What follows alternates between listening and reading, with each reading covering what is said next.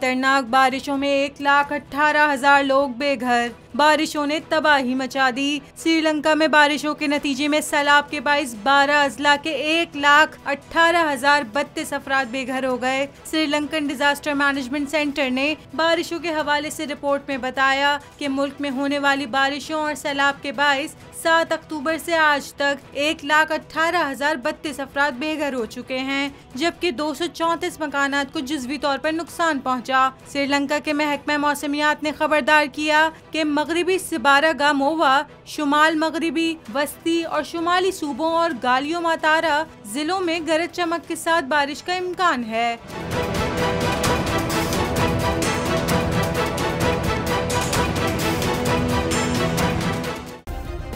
Subscribe करें और bell दबाएं ताकि कोई खबर रह न जाए।